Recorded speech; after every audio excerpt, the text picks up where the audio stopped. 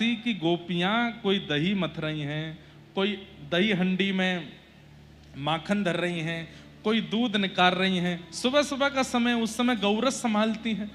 तो उसी समय जिस स्थिति में सुनाई दिया कि लाला भयो है, तो इतने आनंद में भर गई, इतने आनंद में भर गई कि महाराज दही लेकर के एक दूसरे पर उछाल उछाल के बोली बधाई हो। बोले काय बात की बधाई? नंद जी के लाला भयो है, या बात की बधाई। तब पहले तो कोरो दही उड़ायो गयो, बाद में कही बोले भैया दही दही सब सफेद सफेद है गयो, आनंद नहीं आ रहा है। फिर वाक्य बाद में कुमकुम और हल्दी मिला करके, अक्षत दूब कुमकुम दधी हल्दी सब मिला करके एक दूसरे पर उछाल रहे हैं और प्रेम मगन होकर के हल्दी और दही की होली मनाते हुए ब्रजवासी गा रहे हैं, नंद घर आनंद भयो जय कन्हैया लाल की। तो इसलिए दधी काना उत्सव होता है। हमारे राधा वल्लभी परंपरा में दधी काना होता है राधाष्टमी के दिन।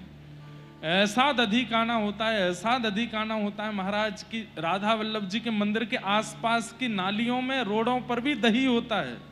इतना दही उत्सव मनाया जाता है वृंदावन में।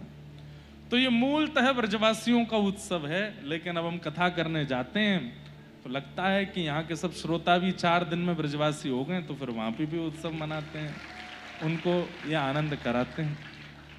पर कई लोग बहुत शुभ चिंतक हैं ना संसार के, वो लोग प्रश्न उठाते हैं, क्यों, इसकी क्या आवश्यकता है, क्यों करते हैं, क्या जरूरत है, इतना दही किसी को बांट देते तो भला हो जाता है। जब ठाकुर जी के उत्सव होते हैं ना, तभी आता है इन लोगों के मन में कि ये तो वहां जाना चाहिए था, ये तो उनको।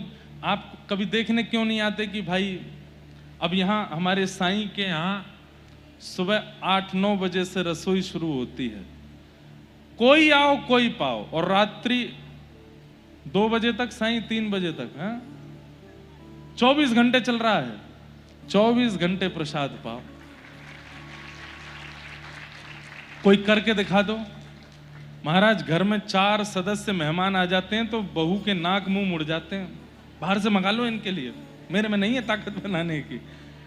हमारे दत्त धाम में महाराज जी के यहाँ पर अभी कथा में कितनी संख्या में, मतलब इतना बड़ा हॉल था, उसमें 4 पंगतें बैठती थी, एक के बाद एक, एक के बाद एक, एक के बाद, सबको बराबर सामान्य भोजन। 4 सब्जी अगर हमने पाई तो सबको 4 सब्जी है, सबके लिए दही है, सबके लिए लस्सी है, सब कुछ। तो इन लोगों की सेवा तो आकर के देखो। किसी ने प्रश्न उठाया नहीं, पर मैं आगे के लिए आपको बता रहा हूं, कोई उठाने लग जाए ये क्या दही उत्सव मनाते हो आप लोग, दही बर्बाद करते हो ना। हमारे लाला को जन्मोत्सव भयो है, हम उत्सव मना रहे हैं, हम उत्सव मना रहे हैं, हम तो खूब नाचेंगे, आनंद करेंगे। तो ऐसा ही उत्सव व्रजवासियों ने मनाया। नंदस्त्वात्मज उत्पन्ने जाता ह्लादो महामना, आहूय विप्रान वेद ज्ञान, स्नातः सुचिरलंकृतः, वाचयित्वा स्वस्तेनं जात कर्मात्मजस्य वै, कारयामास विधिवत् पितृदेवार्चनं तथा। नंद जी के यहाँ लाला भयो, सब ब्रजवासी आनंद में भर के नाच रहे हैं, गा रहे हैं, उत्सव मना रहे हैं। 6 दिन के ठाकुर जी हुए, इतने में ही एक राक्षसी आई जिसका नाम है पूतना। पूतना का आगमन हुआ। जैसी पूतना आई, अत्यंत सुंदरी रूप में आई थी। लोगों से पूछा नंद भवन कहाँ है, सबने बता दिया ये अमलार्जुन के वृक्ष जिस आंगन में हैं वही नंद भवन है। उसके सुंदर रूप और वस्त्रों को देख करके सब लोगों को लगा बड़े घर की कोई गोपी है, लाला को आशीष देने आई है। तो किसी ने रोका टोका नहीं, सबने ठाकुर जी के पास जाने दिया। वस्त्र और आवरण, इस पर बहुत जल्दी विश्वास मत किया कीजिए। व्यक्ति का स्वभाव देखिए, विचार देखिए, प्रभाव पर आकर्षित मत होइए, उसके स्वभाव को देखिए कैसा है। और स्वभाव नहीं देख पा रहे हैं तो सत्संग करना प्रारंभ कीजिए। सत्संग की कृपा से स्वभाव का अनुभव होने लगता है। अभी जो कई लोग ऐसे हैं जो 4 साल से लगातार कथा सुन रहे हैं यहाँ पर, आप कथा को अगर पालन करने लग जाएंगे तो कथा का ऐसा प्रभाव होगा कि व्यक्ति सामने आया नहीं कि उसके स्वभाव का आपको तुरंत अंदाजा हो जाएगा कि इसका स्वभाव कैसा है। हमको तो होने लगा है, हमको हो जाता है, स्वभाव पता चल जाता है व्यक्ति का कैसा है। और ये कोई विद्या नहीं है, एक्स्ट्रा ऑर्डिनरी है। हमारे नेत्रों में क्वालिटी होती है कि सामने वाले को देखते ही हम पहचान सकते हैं कि वो कैसा है, पर आजकल माया में इतने पड़े हैं कि हम पहचान नहीं पाते। इसलिए सत्संग करो, खूब कथा सुनो, खूब संतों के पास जाओ, खूब भगवत वाणी सुनो, रसिकों की वाणी सुनो, ठाकुर जी की सेवा करो। धीरे धीरे क्या होगा कि नेत्रों में ये क्वालिटी फिर प्रकट हो जाएगी कि सामने कोई भी आएगा आप पहचान जाओगे ये कैसा है। धोखे में नहीं रहोगे। नेत्र स्वभाव का परिचय करा देते हैं। तो नंद जी के घर लाला भयो और वहीं पूतना आई। अब यहां प्रश्न उठता है, यशोदा मैया को तो पता चल जाना चाहिए था कि ये पूतना जो है ये प्रभाव बनाने आई है, स्वभाव की अच्छी नहीं है। उनको नहीं पता चला, चल गया था। यहां पर मैं एक बात कहता हूं कि यशोदा कौन है? यशः ददातीति यशोदा, जो दूसरों को यश देती है उसको यशोदा कहते हैं। यश मतलब क्रेडिट। मैंने कोई काम किया लेकिन काम करके आपका नाम लगा दिया कि नहीं इनका ही है, ये इन्होंने ही किया है। जैसे स्कूल जाते थे बचपन में, होमवर्क पूरा अपनी दीदी से करवा लेते थे, स्कूल में जाके टीचर को दिखाते, टीचर अरे वाह बहुत अच्छा। समर वेकेशन होते हैं बच्चों के तो कई सारे उनको होमवर्क मिलते हैं, 1 महीने बाद ये करके लाना। घर पे जाके देखो तो पिताजी थर्माकोल काट रहे हैं, माताजी कुछ बना रही हैं, और किसका काम चल रहा है? बोलो बच्चे का बना रहे हैं। और स्कूल में जाके वो बच्चा प्रस्तुत कर देता है। यही काम यशोदा जी का है, वो कार्य करके दूसरे को यश देती हैं। और जो ऐसे नियम स्वभाव वाले होते हैं उन्हीं के यहां लाला बन के आते हैं ठाकुर जी। क्यों? यश देना जानती है। हम लोगों का स्वभाव कैसा हो गया है, हम यश हरण करते हैं। किया किसने भी हो, हमको छीनने की इच्छा होती है, हमको लेने की इच्छा होती है कि इसका यश मुझे मिले, इसका पूरा क्रेडिट मुझे मिले। इसीलिए ठाकुर जी हमसे दूर रहते हैं। ठाकुर जी किसके पास जाते हैं? जो परिश्रम करके, मेहनत करके, क्रिया भी कर दे और नाम दूसरे का लगा करके भाई इनके द्वारा हुआ है, मैं तो बस एक सेवक हूं। ऐसी ही यशोदा मैया है, वो आचार्या हैं। दूसरा, ऐसे स्वभाव वाले व्यक्ति का लक्षण क्या होता है? वो अवगुण युक्त व्यक्ति को देख करके भी विचार करता, कोई बात नहीं अवगुण वाला है तो इसको अधिकार नहीं है क्या, इसको भी अधिकार है, ये भी ठाकुर जी के समीप जा सकता है।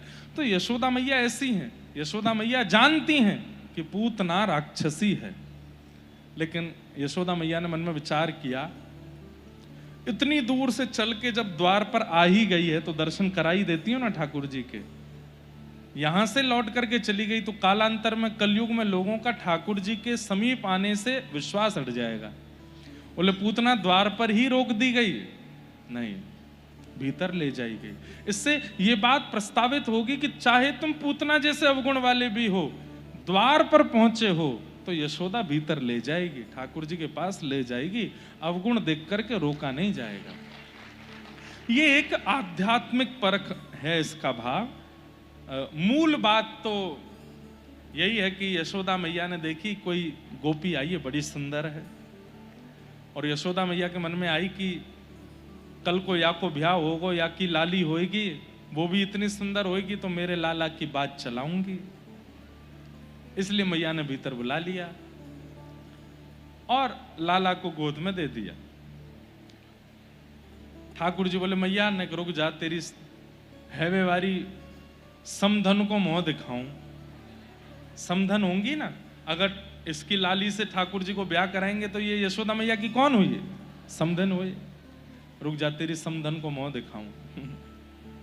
और ठाकुर जी पूतना की गोद में लेटे, पूतना ने थोड़ी देर ठाकुर जी को खिलाया, लेकिन एक बात यहां पर हुई कि भगवान ने पूतना की गोद में जाती अपने नेत्रों पर हाथ रख लिया।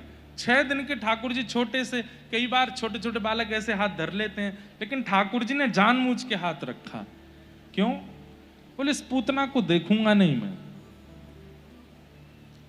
इस पूतना को देखूंगा नहीं। क्यों? ठाकुर जी के नेत्रों का अधिकार हमसे कब छिन जाता है? ऐसा कौन सा कार्य है जिसको करने के बाद ठाकुर जी नेत्र मूंद लेते हैं हमसे? पहला कार्य, जब व्यक्ति अपना रूप बदलने लगता है। होता कुछ है पर दिखाता कुछ है। जैसे पूतना है राक्षसी पर दिखा रही है अत्यंत सुधरी हुई, अत्यंत सुंदर, अत्यंत योग्य। ठाकुर जी कहते हैं ये जो दिखावा है ये मुझे प्रिय नहीं। श्रृंगार से मत लीजिएगा इस बात को, श्रृंगार करने में कोई कमी नहीं, खूब करो, पर बात आती है आपके व्यवहार की। कई लोगों के व्यवहार में भयंकर क्रोध है, कई लोगों के व्यवहार में भयंकर काम, लोभ, ईर्ष्या, द्वेष, अभिनिवेश सब कुछ भरा पड़ा है, लेकिन वो दुनिया को क्या दिखाते हैं? उनसे ज्यादा सीधा कोई नहीं है, उनसे ज्यादा सरल कोई नहीं है, वो तो बड़े बेचारे हैं। ये कई लोग अपने आप को बहुत बेचारा दिखाते हैं, नहीं दिखाते हैं। और ऐसे लोग ठाकुर जी को बिल्कुल प्रिय नहीं। बोले दिखाओ नहीं, तुम बेचारे हो नहीं, जबरदस्ती बना रहे हो केवल सिंपैथी लेने के लिए। ऐसे लोग ही ठाकुर जी को बिल्कुल प्रिय नहीं। बस सीधी बात, दिखावा, पाखंड, ये करने वाले लोग ठाकुर जी को प्रिय नहीं। तो फिर कैसे जाएं? बोले स्वीकार करो, ठाकुर जी के सन्मुख जाकर के स्वीकार करो कि नाथ मुझ में ईर्ष्या है, मेरे घर के सामने मेरा पड़ोसी, उसको देख के मुझे बिल्कुल अच्छा नहीं लगता। ठाकुर जी से जाके बताओ। वैद्य से कभी भी अपनी बीमारी छुपाओ मत, बता दो। ठाकुर जी बहुत बड़े वैद्य हैं, उनको तुरंत बता दिया करो क्या क्या अवगुण, क्या क्या बीमारियां हैं। लेकिन हम उस दोष को छुपाते हैं, इसीलिए हम पूतना बन जाते हैं। वो पूतना बनते ही ठाकुर जी अपनी आंख बंद कर लेते हैं, नहीं देखते।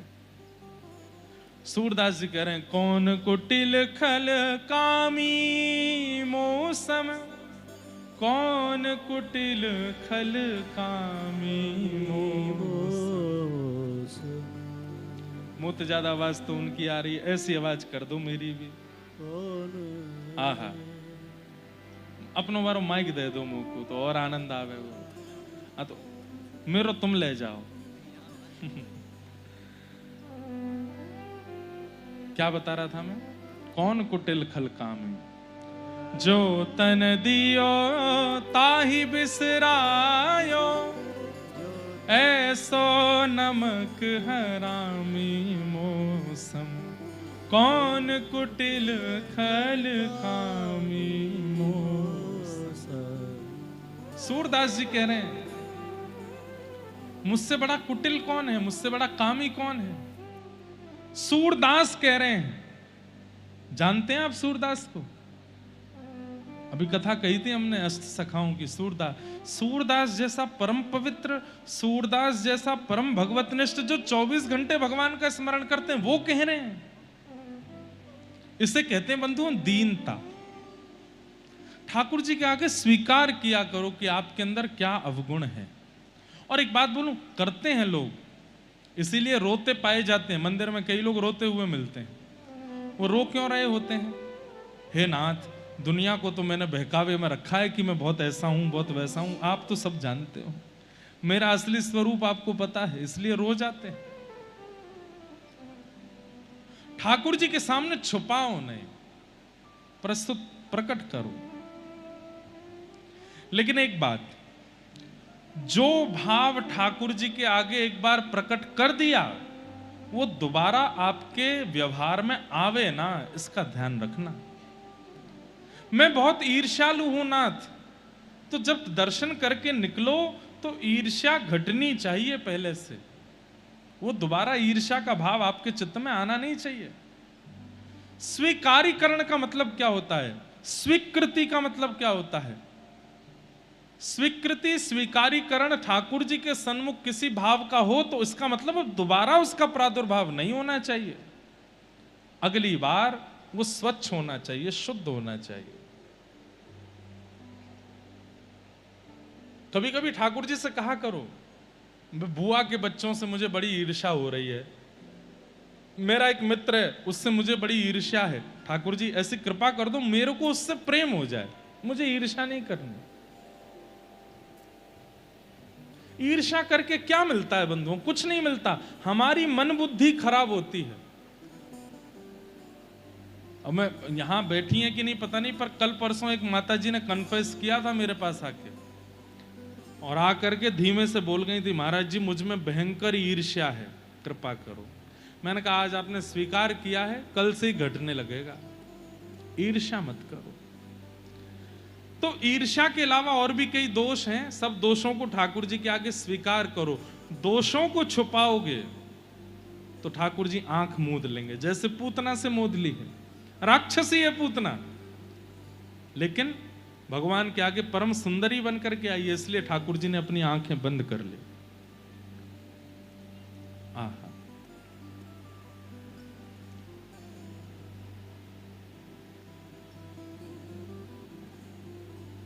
यशोदा मैया जैसी इधर उधर हुई, पूतना ने अपने पयोधर का। अच्छा हाँ, दूसरा कारण भगवान के नेत्र मूंदने का। पहला कारण तो रूप छुपाना, और दूसरा कारण पूतना ने आकर के सबका भजन छुड़ा दिया। जितने ब्रजवासी ठाकुर जी का उत्सव मना रहे थे सब पूतना को देखने में व्यस्त हो गए थे। इसका मतलब क्या है? कोई भजन कर रहा है, कथा सुन रहा है, ठाकुर जी का आराधन कर रहा है, और बीच में कोई आकर के अगर उन सबका ध्यान अपनी ओर आकर्षित कर लेता है तो वो पूतना है। कुछ समय पहले हमारी कथा हो रही थी बंबई में, पता है? सबको पता है, और यही चरित्र चल रहा था। इतने में एक माता जी आ गई और वो हल्ला करती हुई आई। मैंने कहा माता जी बैठ जाओ बैठ जाओ बैठ जाओ। अब उनको बैठा के मैं अपने दोबारा, तो मैंने कहा पूतना, तो सब हंसने लगे इतने जोर से। अब माता जी मुझे देखें, मैंने कि आपको नहीं बोला मैंने पूतना। पर असली बात तो यही है, ऐसे ही पूतना होते हैं जो दूसरों की कथा में, दूसरों के भाव में, दूसरों की भक्ति में, दूसरों के भजन में जो विघ्न डालते हैं वही पूतना है। तो पूतना नहीं बनना है, नहीं तो ठाकुर जी आंख मूंद लेते हैं। कई बार बंधुओं घर में कोई एक बालक भक्त है और माता पिता भाई बंधु किसी में भी भक्ति नहीं है। अब उस एक बालक की भक्ति को सब रोकते रहते हैं, तुझे ही क्यों जाना है वृंदावन, तुझे ही क्यों जाना है कथा सुनने, हम तो नहीं जाते, देख उनका बच्चा देख वो भी नहीं जाता, देख उनका बालक देख वो भी नहीं कर, तेरे को क्यों इतनी जिद है? नहीं, प्रहलाद जी भी एक ही हैं पूरे खानदान में, भगवत भक्त। इसलिए अगर कोई बालक भक्ति भजन वाला है, कोई आपके घर का सदस्य है जिसके अंदर भक्ति है, व्रज के प्रति, कथा के प्रति, लाल जी के प्रति, ठाकुर जी की सेवा के प्रति उसके चित्त में निष्ठा है, तो उसको रोकिए मत, पूतना मत बनिए। नहीं तो ठाकुर जी आपसे आंख मूंद लेंगे, और इससे बुरा क्या होगा कि ठाकुर जी आंख मूंद लें। ठाकुर जी से हमेशा एक बात कहते रहा करो कि लाल जी भले ही मुझसे प्रसन्न मत रहो, भले ही मुझसे राजी मत रहो, पर कभी मुझसे नाराज मत होना, देखते रहना। आप मुझे ना जानो चलेगा, आप मुझे ना पहचानो चलेगा, पर आप मुझसे मुंह फेर लो ऐसा कभी मत करना। कभी कभी देखते रहना मेरी ओर। हम ऐसा कुछ ना करें जिससे ठाकुर जी मुंह फेर ले, इसका हमेशा डर बना रहना चाहिए चित्त में। और ये इन्हीं क्रियाओं से होता है, और कोई क्रिया नहीं है ऐसी। ठाकुर जी के आगे कन्फेस किया करो, और कन्फेस करने का मतलब ये नहीं है कि दोबारा अस्वीकार ही करते जा रहे हो, वो काम करते भी जा रहे हो, नहीं। स्वीकार करने के बाद मैं नहीं करूंगा ये वचन भी दो। तो आपसे जो हो गया ना ठाकुर जी उसको क्षमा कर देंगे। अब कई लोग यहाँ हो सकता है यहाँ बुद्धि चला रहे हो, हाँ 5 दिन बाद मुझे एक का बुरा तो करना है, करके कन्फेस कर लूंगा फिर नहीं करूंगा, ऐसा नहीं ये सब नहीं। कथा में सुनने के बाद भी अब नहीं करना है, ठाकुर जी के आगे जाकर के स्वीकार करो और पुनः न करने की कसम खाओ, तो ठाकुर जी कभी आपसे नजर नहीं हटाएंगे। हमारे पंडित श्री गया प्रसाद जी महाराज को एक व्यक्ति ने पत्र लिखा और उसने पत्र लिख करके कहा ठाकुर जी बहुत खेलते हैं, ठाकुर जी बहुत परेशान करते हैं, बाबा मैं कहा करूं। तो बाबा ने उसको विपरीत पत्र लिख करके भेजा, बोले लाला हम सब ठाकुर जी के खिलौना हैं, ठाकुर जी हमारे संग खेलें, ये मत कहो कि ठाकुर जी मेरे संग खेलो मत, बल्कि ठाकुर जी से यूं कहो ठाकुर जी खूब खेलो, जितना मन करे खेलो, लेकिन याद रखियो खिलौना हमेशा मैं ही रहूं, आपको कोई और खिलौना नहीं बनना चाहिए, सदा मैं ही आपका खिलौना रहूं, मुझसे खेल लो चाहे जो करो लेकिन खेलो। चैतन्य महाप्रभु ने शिक्षाष्टक कहा है, जितने भी गौड़िया वैष्णव बैठे हैं यहां पर, शिक्षाष्टक याद होना चाहिए आपको। और शिक्षाष्टक के अंत में श्री चैतन्य महाप्रभु ने इसी बात को कहा, चाहे आप मेरे को अपने पैरों से रौंद दो, चाहे आप मेरे साथ कैसा भी करो नाथ, मेरे प्राणनाथ तो आप ही रहने वाले हो, आप चाहे जो करो पर मैं आपका हूं और आप मेरे हो। तो पूतना गई, भगवान ने आंख मूंद ली, जैसे यशोदा मैया इधर उधर गई, पूतना ने अपना पयोधर भगवान के मुख में दिया। भगवान ने पहले तो उसके पयोधर में लगे विष को पिया, फिर उसके पयोधर को पान करते हुए पुण्यों को पिया, पापों को पिया। दुग्ध पीते पीते भगवान ने प्राण समम रोष समन्वितो पिबत, जैसे ही उसके प्राण पीने शुरू किए,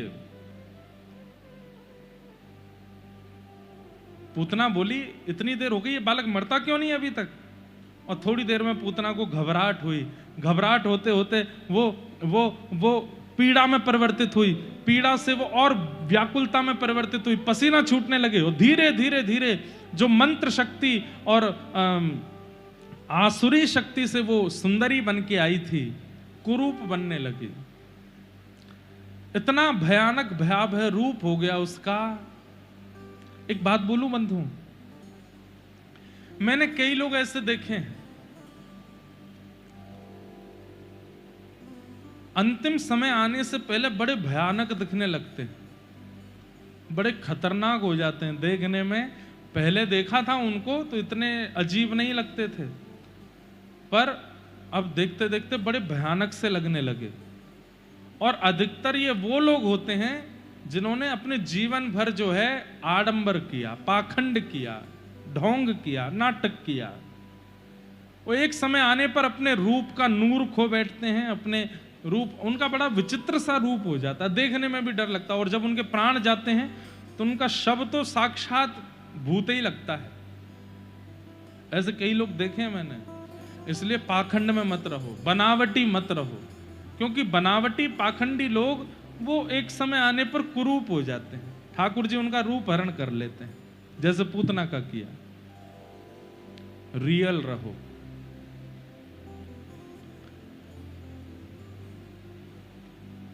पूतना अपने भयावह रूप में आ गई। सा मुंच मुंचाल मिति प्रभाषिणी गाढ़म कराभ्याम भगवान प्रपीड्य तत्प्राणे शमम रोष समन्वितो पिबत। सा मुंच मुंचाल मिति प्रभाषिणी निष्पीड्यमाना खिल जीव वर्मणि।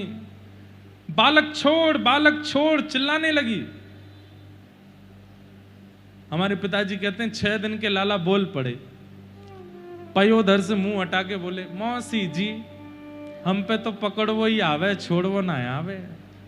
और एक बार जाकू पकड़ लेना फिर ठिकाने लगा के ही छोड़े, चाहे राक्षस हो चाहे भगत हो, एक बार हाथ में आ जाए ना फिर छूटे ना है मोते।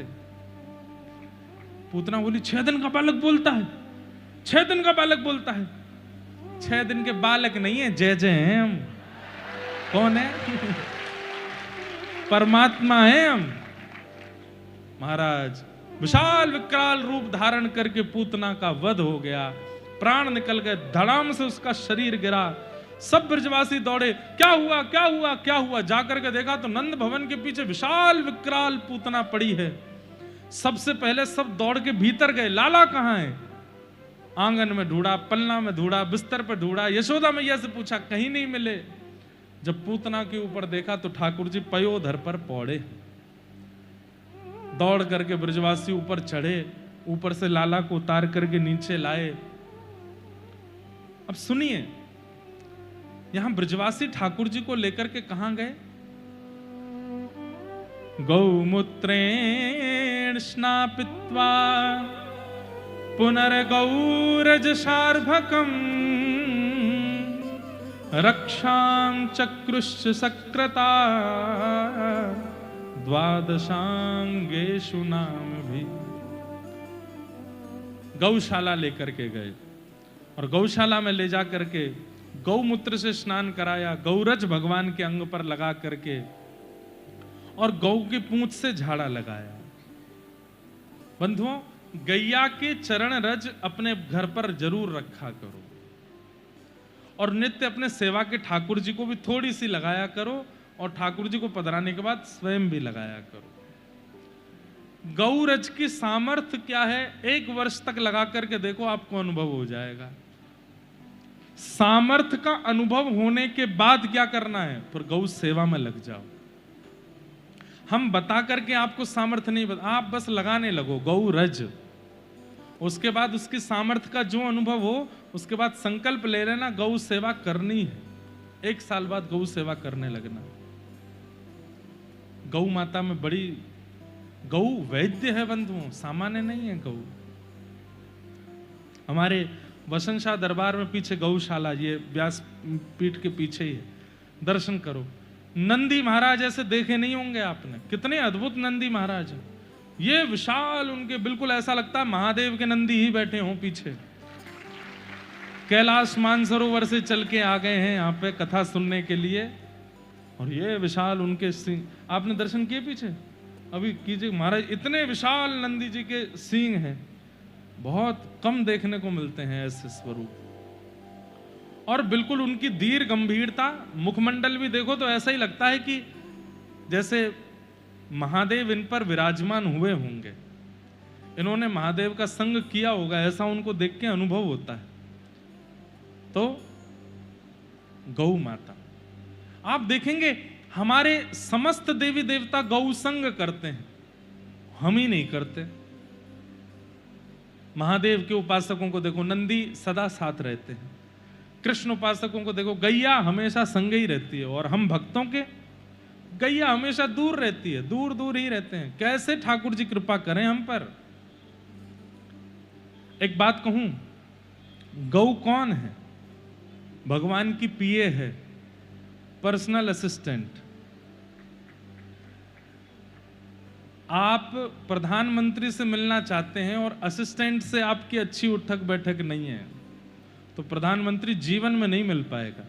आप ये फिराक में बैठे हो कि मैं तो सीधे प्रधानमंत्री से ही बात करूंगा, नहीं हो पाएगी बात। आपको नीचे के लोगों से पहले संबंध बनाना पड़ेगा, फिर नीचे के लोग थोड़े ऊपर के लोगों से मिलवाएंगे, वो थोड़े और समीप के लोगों से मिलवाएंगे, फिर समीप वाला पीएम से मिलवाएगा, पीए से मिलवाएगा, पीएम से मिलवाएगा, तब जाकर के कृपा होती है, तब जाकर के अनुग्रह होता है। तो ठाकुर जी की पीए है गैया मैया, उससे हमारा संबंध ही नहीं है, संपर्क ही नहीं है, कैसे काम चले।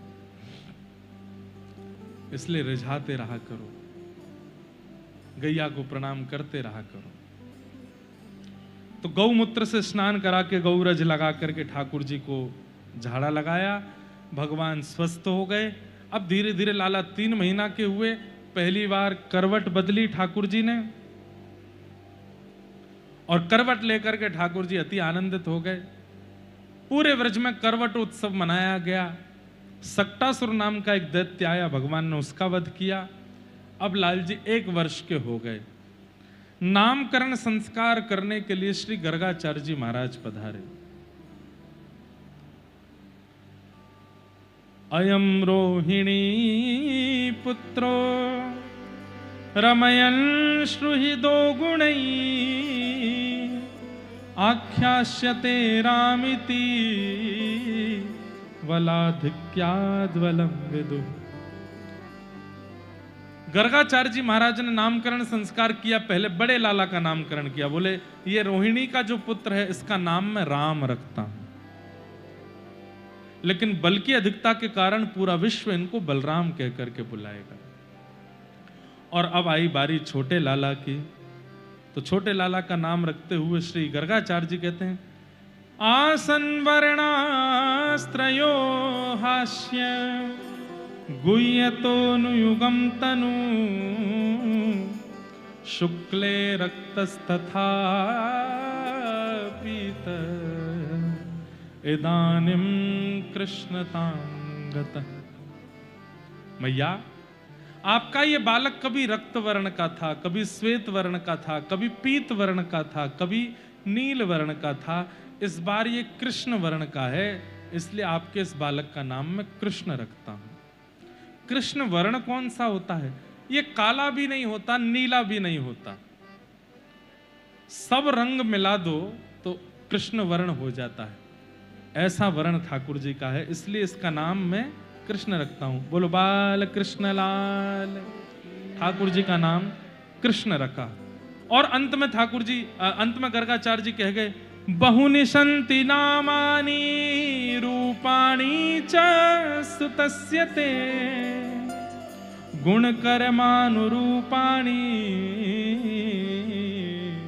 तान्यहं वेदनो जनाः। मैया आपके इस लाला के और भी बहुत नाम होंगे। बहुनि सन्ति नामानि, बोले कैसे? बोले रूपाणि, इसके रूपों के अनुसार इसके कई नाम होंगे, और गुणस्यते, गुण के अनुसार इसके बहुत नाम होंगे। इसलिए मैया आपके इस लाला का एक नाम नहीं रहेगा, समय समय पर इसके अनेक नाम होते चले जाएंगे। इस प्रकार बताया।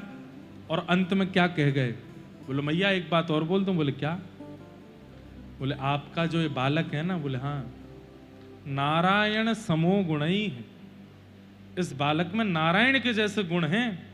अगर ये कभी कुछ अद्भुत लीला करे तो आप संशय मत करना, इसमें नारायण का आवेश है। पहले तो ये कहना ही चाहते थे कि ये साक्षात नारायण है, लेकिन भगवान ने मना कर दिया। गर्गाचार्य जी की 45 मिनट की समाधि लग गई ठाकुर जी को देखते ही। आंख खुली रह गई, मुंह खुला रह गया, बिल्कुल हिले डुले नहीं। क्यों? गर्गाचार्य जी हैं, देखते ही पहचान गए तो परमात्मा है।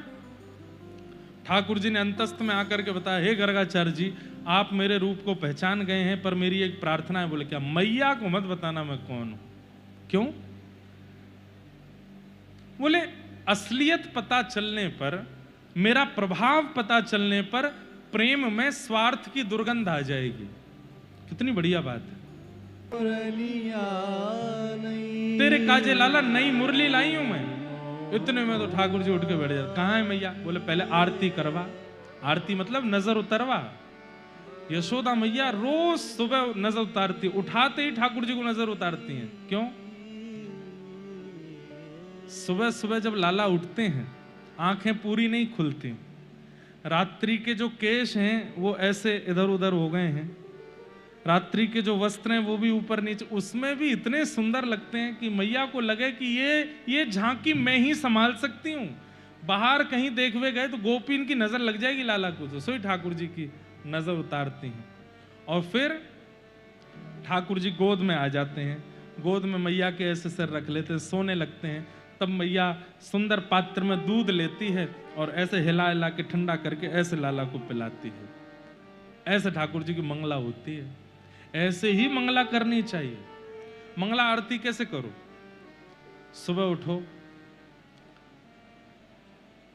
जहां मंदिर है वहां पर्दा रखो, सुबह सुबह दिया जलाओ, दिए का प्रकाश करो,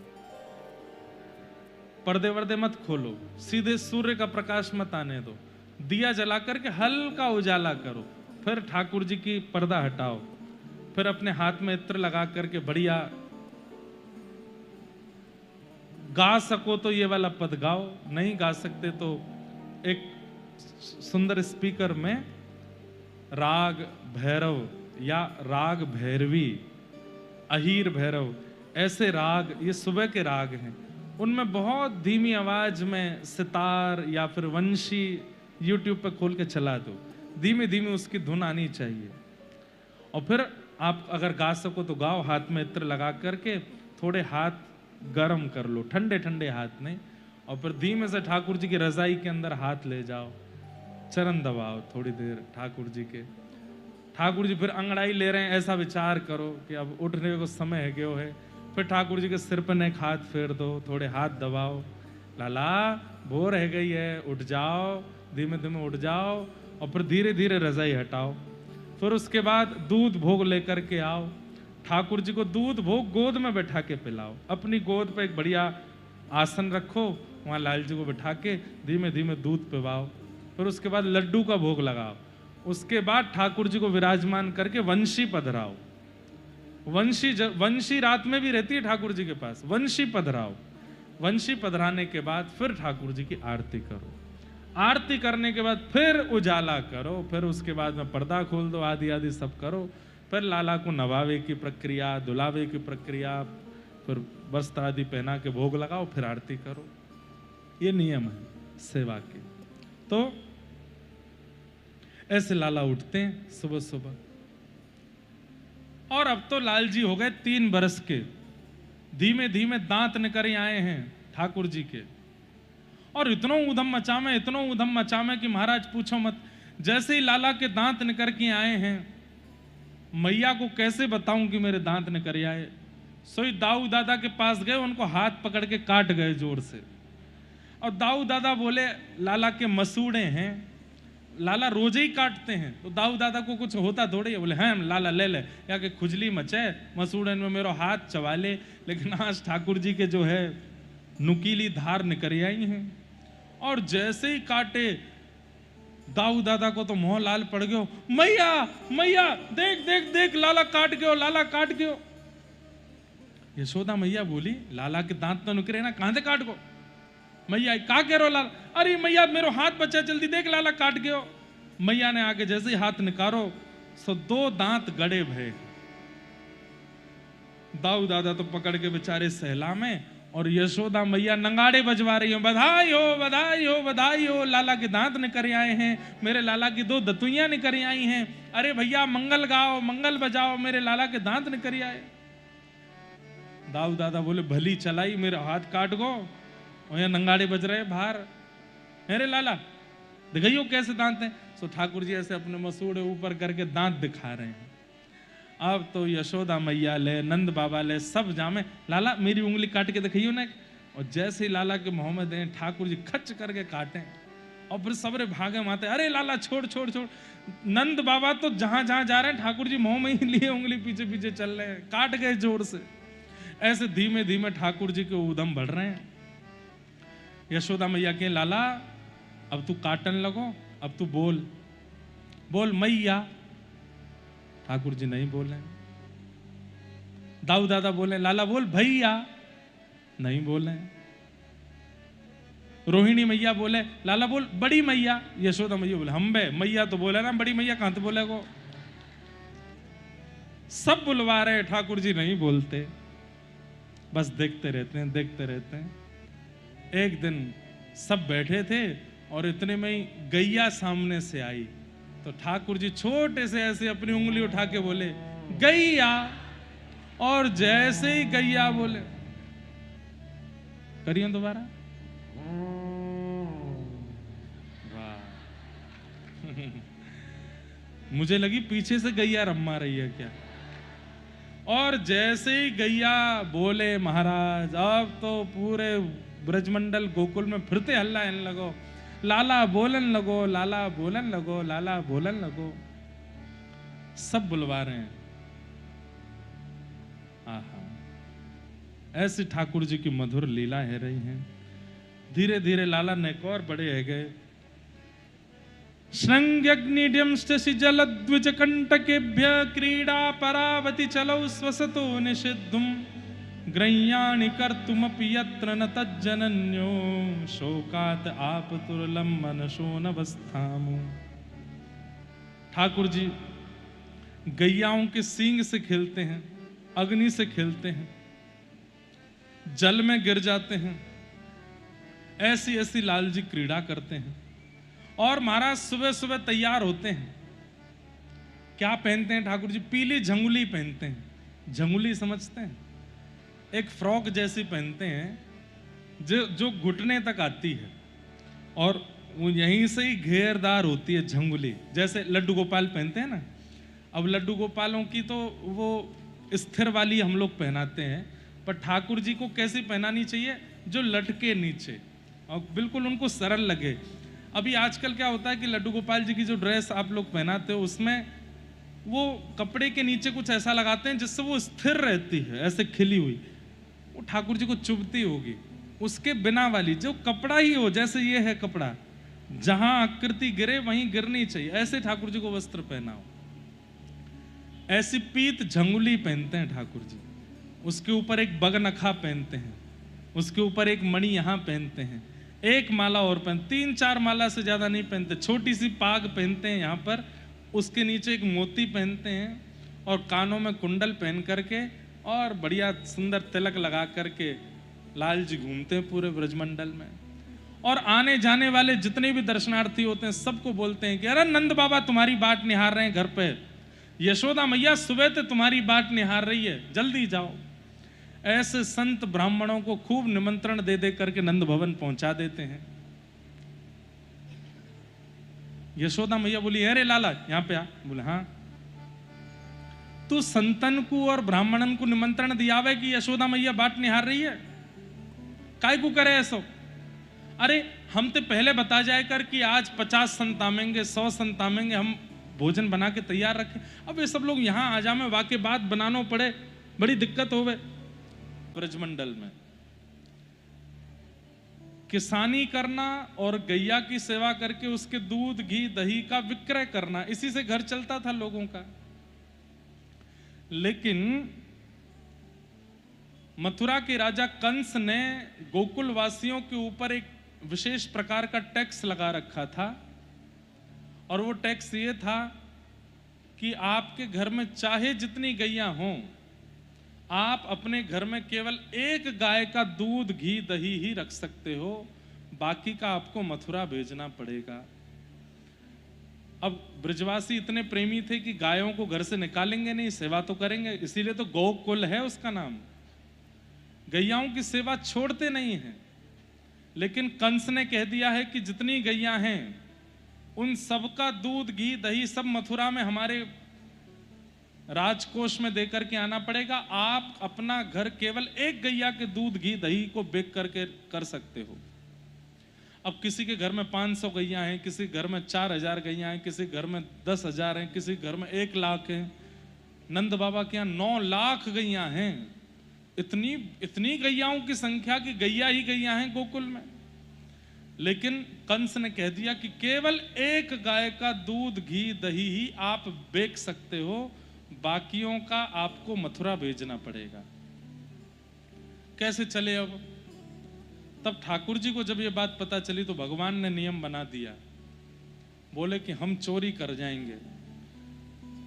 ब्रजवासियों का मंडल बना करके सब ब्रजवासी ग्वाल वालों को ले जा करके ये जितना दूध घी दही है सबको चोरी करके खा जाया करेंगे। व्रज का दूध घी दही बाहर जाएगा ही नहीं, हम लोगों में ही बट जाया करेगा। बंदरों को खवाएंगे, ग्वाल वालों को खवाएंगे, सब आपस में खा जाएंगे। इसलिए ठाकुर जी ने एक मंडली बनाई, बाल गोपाल चौर प्रचार प्रसार मंडल। और इसका एक ही काम है, क्या? सारे बालकों के साथ मिलकर के चोरी का प्रचार करो और घर घर जाकर के माखन दूध घी दही चुराओ। लेकिन पहला अभ्यास ठाकुर जी ने अपने घर में ही किया। यशोदा मैया के गौरस में गए, गौरस भंडार में गए तो ठाकुर जी पाजेब पहनते हैं, जिसकी छम छम आवाज से यशोदा मैया को पता चल जाता है कि लाला उठ गए हो। लेकिन आज ठाकुर जी उठे और उठ करके अपने दोनों पाजेब पकड़ी पाम की। अब सोचो ये चाल कैसी है। ठाकुर जी अपनी पाजेब पकड़ करके, पैर पकड़ के और तब चल रहे हैं। यशोदा मैया को आवाज नहीं आ जाए कि मैं उठ गया हूं, और उठ करके गए सीधे गौरस भंडार में, जहां सारा दूध घी दही आदि सब जमा है। और वहां जाकर के आज पहली बार चोरी कर रहे हैं ठाकुर जी। एक दही के मटका के ऊपर से ढक्कन हटाया और भीतर से जैसे ही दही निकाल करके पाने लगे, इतने में ही सामने एक मणि लगी है खंबे में, उस मणि में ठाकुर जी को अपना प्रतिबिंब दिखाई दिया। शीशा है, मणि का शीशा। और जैसे ही ठाकुर जी ने अपना, अब देखो रचयिता कहते हैं कि ठाकुर जी ने अपने आप को पहली बार देखा है प्रतिबिंब में। और जैसे ही ठाकुर जी ने देखा, अरे तू कौन है? अपने आप से ही बात कर रहे हैं। अच्छा चोरी करवे आयो है? मधुमंगल श्रीदामा ने तो तक खबर पहुंचा दी होगी, लेकिन दारी के आज की बात तो जे भाई, अपने अपने घर में चोरी करनी है, तू मेरे घर में काहे को आगो? अपने आप से ठाकुर जी बात कर रहे हैं। चल अब आ गए हो तो चोरी कर ले, यशोदा मैया को नहीं पता चलनी चाहिए। अब जो बहुत पॉजेसिव माताएं होती हैं ना, उनको बहुत जल्दी पता चल जाता है। इतने में यशोदा मैया बोली, मुंह को ऐसा क्यों लग रहा हो कि लाला उठ गए हो है? और धीमे से मैया गई कमरा में, जाके देखे तो रजाई चद्दर में ठाकुर जी नहीं है। और मैया बोली, लाला गए हो कहां? गौशाला में देखी वहां भी नहीं है, आंगन में देखी वहां भी नहीं है, पीछे देखी वहां भी नहीं है। घूमते घूमते मैया भी धीमे धीमे चल रही है। जैसे ही गौरस भंडार के बगल से निकली, मैया पीछे मुड़ करके अंदर देखे तो अंदर तो लाला कोई तो बतियार हो, कोई से बात कर रहा है। मैया ने कान लगा करके भीतर सुनी, कहा बात कर रहे हो? तो ठाकुर जी कह रहे हैं, अपनी प्रतिबिंब से चोरी कर ले, यशोदा मैया आवेगी वाते पहले चोरी कर ले। और मेरी मैया बहुत मोटी है, पकड़ के ऊपर बैठ जाएगी, पता चल गई चोरी करवे आए हो तो। यशोदा मैया सुन रही हैं। अच्छा ये बात नहीं है, दामोदर लीला आती है भागवत में, उस लीला में यशोदा मैया की सुंदरता का वर्णन किया है। इतनी सुंदर है यशोदा मैया, पूरी दुनिया ठाकुर जी पर न्योछावर होती है और ठाकुर जी यशोदा मैया पर न्योछावर होते हैं। इतनी सुंदर है यशोदा मैया। एक बहुत सुंदर श्लोक है, मुझे याद नहीं है, पर मैं लगेगा तो आज सुनाऊंगा। यशोदा मैया के रूप का वर्णन किया है। मुझसे किसी ने प्रश्न किया था, बोले महाराज जी आपने एक बार कथा में बताया था कि ठाकुर जी की जन्माष्टमी पर यशोदा मैया उनको उपहार देती हैं, पर यशोदा मैया का जन्मोत्सव जब आता है तो लाल जी क्या उपहार देते हैं उनको? ठाकुर जी को भी तो पता चलता होगा कि मैया का जन्मदिन है, तो ठाकुर जी क्या उपहार देते हैं? तो एक लीला हमने सुनी थी। एक बार ठाकुर जी को पता चली कि मेरा मैया को जन्मोत्सव है, तो सुबह सुबह मैया यमुना स्नान करके ध्यान पूजन करके आई। सो ठाकुर जी ने कहा कि ओ श्रीदामा को बहू बना लाए, श्रीदामा को साड़ी पहना करके, नथनी पहना करके, श्रृंगार करके, वाके गले में माला डाल के, और ठाकुर जी सहरा पहन के, छोटे से लाला 4 वर्ष की अवस्था में, और श्रीदामा को घर में ले आए। मैया, यशोदा मैया बोली, हाँ लाला, मैया आज तेरा जन्मोत्सव है, देख तो को मैं कहा बधाई में लाया हूं। बोले कहाँ लाया हो? इतने मैया निकल के आए, देख मैया तेरे का जो बहू लाया हूं नई नवेली। मैया तेरे लाला ने ब्याह कर लियो, देख बहू आई है। मैया बोली अरे कहां ते लिया आयो? मैया बहुत सुंदर है, मुंह दिखा, या को मुंह दिखा, कौन है? मैया भी जाने उधम मचा रहा है। नहीं मैया मुंह नहीं दिखाऊंगा। क्यों? तो को लज्जा होएगी अपने रूप पे, समझे? मैया तो को लज्जा होएगी, तो ते ज्यादा सुंदर बहू लेके आया हूं मैं। अच्छा नहीं दिखा तो। बोले वाह के बदले मैया पहले मुंह कछू दे। बोले कहा चाहिए? बोले पहले अपनी गोद में बैठा। गोद में बैठ गए। मैया अब मुंह को हृदय से लगा ले, हृदय से लगा लिए। अब मैया अपना दूध पिवाए दे मुंह को। बोले हम बे ब्याह करके आयो, ब्याह करके आके दूध पीवेगो मेरो? मैया दूध पिवाए दे। यशोदा मैया ने दूध पिवाए दियो, सब राजी है कि बोले अब मैया देख तो को अपनी बहू को रूप दिखाऊंगा। दिखा। श्री दामा के 4 दिन पहले 2 दांत टूट गए थे आगे के, तो श्री दामा ऐसा श्रृंगार करके आयो, जैसे ही घूंघट उठाए जोर से हंस गए श्री दामा, सबरी हवा निकल गई मैया पे। मैया बोली अरे लाला मैं तो मूर्छित है कि गिर जाऊं। मैया देख ये तो श्री दामा है, लेकिन तू मेरी एक बात सुन। बोले का बहू ऐसी चाहिए मुझको, ऐसी चाहिए। ऐसे ठाकुर जी विनोद करते हैं, लेकिन मैं खोज रहा हूं अभी भी और कि यशोदा मैया का जन्मोत्सव, नंद बाबा का जन्मोत्सव, दाऊ दादा की छठ, बलदेव छठ, इन सब पर ठाकुर जी क्या करते थे वो सब लीलाएं सुनने और समझनी है। राधाष्टमी पर, राधाष्टमी के तो आते हैं कई भाव, पर नंद बाबा, यशोदा मैया और दाऊ दादा इन सब के जन्मोत्सव पर लाल जी क्या करते हैं वो अभी ढूंढ रहा हूं। ऐसे ठाकुर जी आनंद करते हैं। तो यशोदा मैया बहुत सुंदर है, इतना सुंदर स्वरूप वर्णन करते हैं भागवतकार कि श्री यशोदा जी का। तो ठाकुर जी चोरी कर रहे हैं, अपने स्वरूप से कह रहे हैं चुपचाप खा के चलो जा, मेरी मोटी मैया बैठ जाएगी तो पे। इतने में मैया भीतर आई, लाला, और जैसे ही ठाकुर जी ने मैया की आवाज सुनी अब तो सिट्टी पिट्टी गुम, पीछे मुड़, हाँ मैया कहा कर रहा है तू? कछु ना, यहां कहा कर रहा हो भीतर? कछु ना मैया, ये तेरे हाथन में दही क्यों लगवाए जे? बोले हाँ। सो ठाकुर जी बोले मैया वो तेने मोकू पद्मराग के कंगन पहना रखे हैं ना? बोले हाँ। सो धूप लगवे थे मोकू कल बड़ी जलन है रही, तो मेरे एक सखा ने कही दही में या दही में, घी में या फिर मक्खन में हाथ डालवे थे ये जलन दूर रह जावे। अच्छा, बोले हम बे है कि जलन दूर? हाँ मैया अब तो बढ़िया लग रहा है। और ये मक्खन तेरे मुंह पे कहां ते आयो? ये यहां क्यों लग रहा है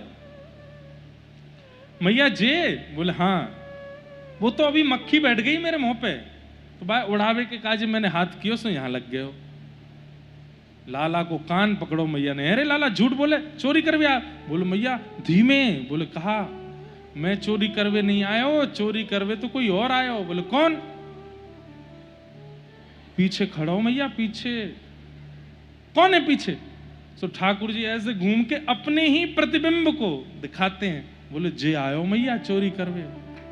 मैं तो याकू समझाए रहे हो कि चोरी करनो बड़ी गलत बात होवे, तू अपनो घर चलो जा, और मेरी मैया बड़ी प्यारी है, भोली भाली आ जावेगी तो को बहुत मारेगी। अच्छा बात बनावे, ये तेरो ही प्रतिबिंब है, कोई और ना है, जे तू ही है, तेरो ही शीशा है। अरे ना है मैया। बोले हाँ ये तू ही है, देख अब मैं भी दिख रही हूं यहां में। ठाकुर जी ने मैया देख, अरे हम बे मैया अब तो तू भी दिख रही है, मैं नंद बाबा को बुला के लाऊं, वो दिखेंगे। बोले कहीं मत जावे, यहीं खड़ो रहे। फिर ठाकुर जी कहे मैया ये कैसे, हम यहां में कैसे दिख रहे हैं? बोले ये हमारो प्रतिबिंब है। ठाकुर जी बोले नीचे वारो जो है का जी मैं हूं? बोले हाँ तू है। ठाकुर जी बोले मैया मैं तो बड़ा सुंदर हूं, मैया मेरी नजर उतार, अब ही उतार, मेरी नजर मुंह को लग जाएगी। ऐसी बात बना। मैं पहली चोरी ठाकुर जी ने घर में करी, प्रथम करी हरि माखन चोरी। और ये चोरी नहीं कर रहे हैं, ब्रजवासियों का जो अधिकार कंस मार रहा है वो ब्रजवासियों को दे रहे हैं, लेकिन अब अवस्था छोटी है ना, इसलिए चोरी कर रहे हैं। दूसरे दिन ठाकुर जी ने अपने सब ग्वाल बालों से कही, बोले भैया घर में तो फेल है गए हम, अब बाहर करेंगे। 3 सेना बनाओ, जल सेना, वायु सेना, थल सेना। बोले जल सेना कौन सी? इधर देखो, यहां देखो। बोले जल सेना कौन सी? बोले कई ग्वाल बाल हैं, वो बहुत उपद्रव मचाते हैं, पूरे गली में हल्ला मचा देते हैं कि हम आ रहे हैं, वो यमुना जी के मार्ग से जाया करेंगे, जल सेना। थल सेना कौन सी? बोले जो मेरे संग चलेंगे, मेरे आगे पीछे। और वायु सेना बोले सबरे बंदर एक दूसरे की छत पे कूदते हुए चलेंगे, वायु सेना। और बाल गोपाल चौर प्रचार प्रसार मंडल, इसका अध्यक्ष में